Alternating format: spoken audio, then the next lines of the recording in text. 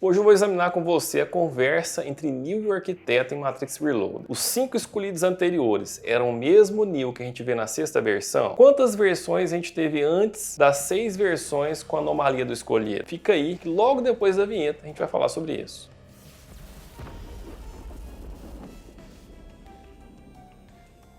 Fala gente, Márcio aqui do Antessala Cinema e Vídeo. Se você é novo aqui no canal, seja bem-vindo. Aqui eu posto vídeos semanais sobre filmes e séries. As postagens são sem horário fixo, então é muito importante que você se inscreva no canal e ative o sininho para receber as notificações e não perder nada do que eu for postar, hein? E se você já é inscrito no canal, muito obrigado pela sua audiência. Sua participação é extremamente importante para o crescimento do canal. Dito isto, bora para o conteúdo do vídeo de hoje. Durante a icônica e confusa cena em que Neo chega à fonte e conversa com o arquiteto fala que a Matrix está em sua sexta versão, que houveram 5 escolhidos antes de Neo. O arquiteto diz que a Matrix é mais antiga do que se pensa, que ele prefere contar o número de anomalias integrais que surgem e, nesse caso, esta é a sexta versão. Um fato interessante que, inclusive, tem sido objeto de debate pelos inscritos aqui do canal é se os 5 escolhidos de antes são o mesmo que nós estamos vendo agora. Pelo que a gente vê nas telas da sala, todos os escolhidos parecem ser versões do próprio Neo, mantendo a sua fisionomia e mesmo alterando alguns traços específicos de sua personalidade, continuam sendo a mesma pessoa. Porém, a questão não é tão simples assim. Enquanto o arquiteto responde, se a gente prestar atenção às telas, todas elas têm a imagem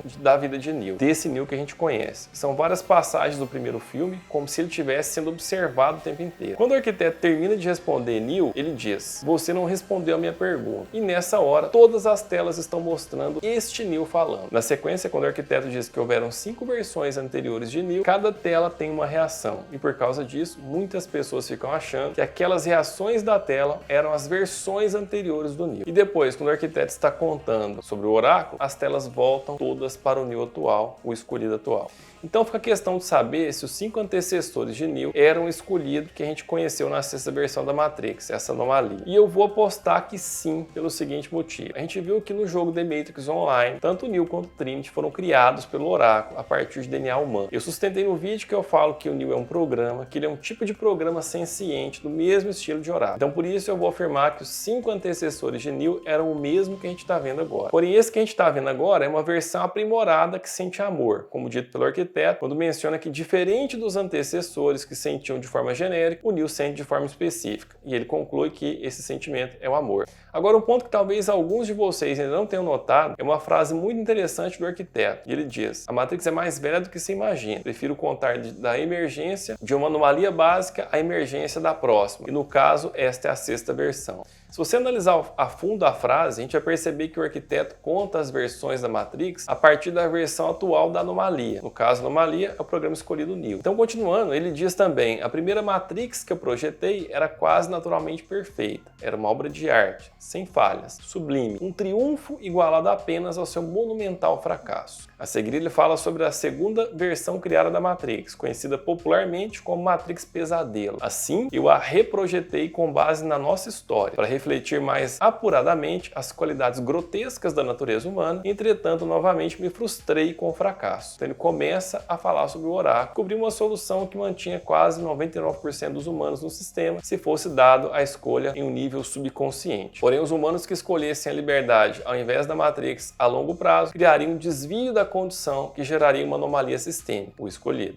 Ou seja, se a gente usar como base o fato que o arquiteto usa a versão da anomalia para contar as versões da Matrix e que as 2 primeiras versões não possuíam anomalia, a gente vai ter que existiram 6 versões da Matrix com anomalia e outras 2 versões beta que não deram certo porque os humanos não possuíam escolha. No total, então, a gente teria 8 versões da Matrix. O Smith, no primeiro filme, fala um pouco sobre a primeira versão da Matrix. Sabia que a primeira Matrix foi projetada para ser um mundo humano perfeito, sem sofrimentos, em todos seriam felizes, mas foi um desastre, ninguém aceitou o programa, safras inteiras morreram, alguns acreditavam que faltou uma linguagem de programação para descrever essa perfeição de mundo, mas acredito que, como raça, os seres humanos definem a sua realidade por meio de miséria e sofrimento. Assim, o mundo perfeito era um sonho que seu cérebro primitivo tentou despertar. E é por isso que Matrix foi projetado dessa forma, o ápice da sua civilização. Então, olha só, entre a visão perfeita e a visão baseada na civilização dos anos 90, que é a que o Smith está se referindo, tinha uma outra versão da Matrix. Vamos perceber que o Smith teve um pensamento próximo do arquiteto quando ele diz diz que a humanidade define a sua realidade por meio da miséria e sofrimento. Então essa versão intermediária era justamente essa versão que tem entre a Matrix perfeita e a Matrix primeira da anomalia, era essa versão intermediária baseada no sofrimento, na miséria. Mas se o Smith tivesse certo, a humanidade aceitaria a versão pesadelo, que seria essa intermediária, e basearia a sua existência através de miséria e sofrimento. Abraçaria essa realidade e ao invés de rejeitá-la como fez. Então o Smith estava errado ao comentar isso. Como disse o próprio Neo na sala do arquiteto, o problema é a escolha. Ou seja, como não houve escolha nessa Matrix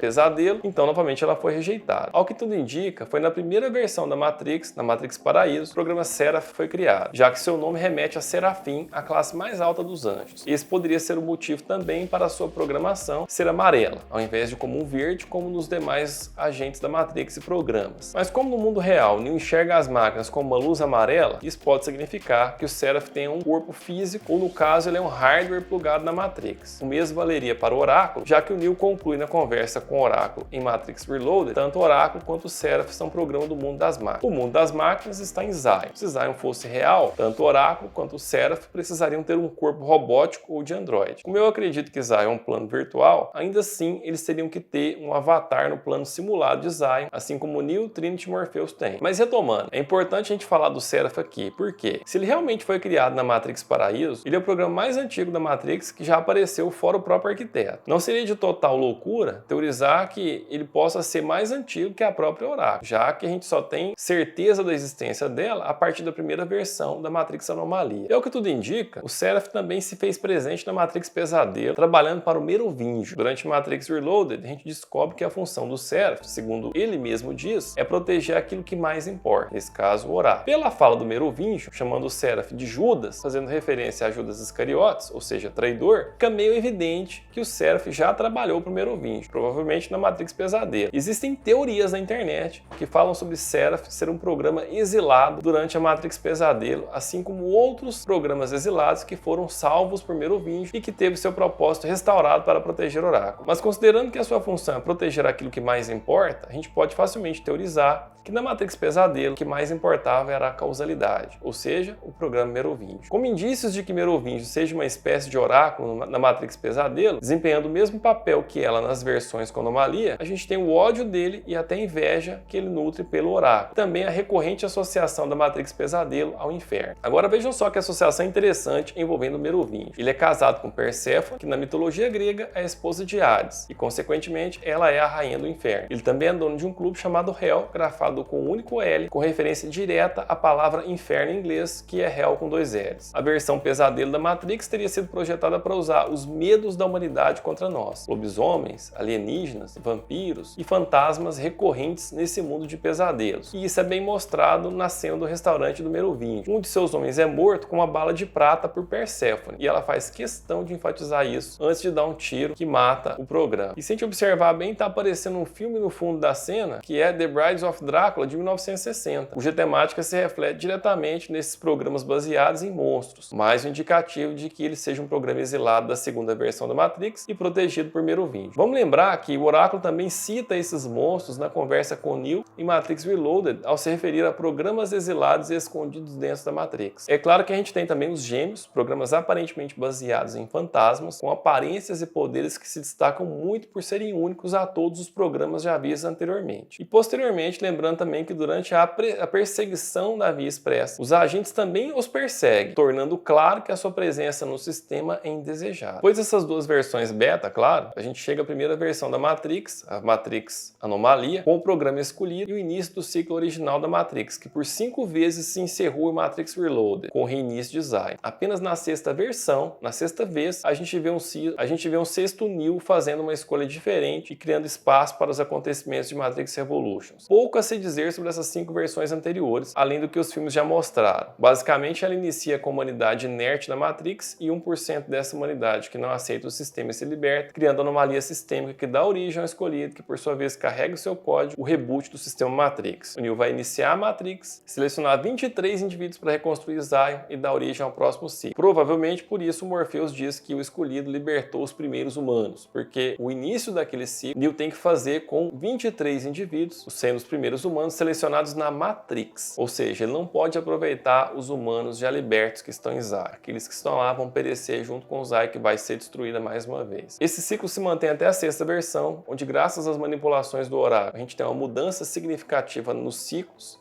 como eles irão rodar, e a partir de agora resta saber as mudanças que o novo filme trarão. Uma teoria é que o Smith se torne uma anomalia, assim como o Neo, que ameaça todo o sistema e force a humanidade e as máquinas a trabalhar em conjunto e manter a paz. Esse seria, aliás, um bom motivo para a gente ver uma paz entre máquinas e humanos no quarto filme. E aí, o que você achou dessa análise? Vou ficando por aqui, espero que você tenha gostado desse vídeo. Se você gostou, deixa seu like, compartilhe o vídeo, me ajuda a fazer esse canal crescer cada vez mais. Aproveita para me contar aí nos comentários o que você achou dessa análise. Alguma coisa do que eu disse fez sentido para você? Comenta aí embaixo. E não esquece de curtir o vídeo, também de se inscrever e ativar as notificações. Aproveita também para me seguir no Twitter e no Instagram. E se você achar que vale a pena, por que não compartilha esse vídeo? Valeu demais pela sua audiência, um grande abraço e até a próxima.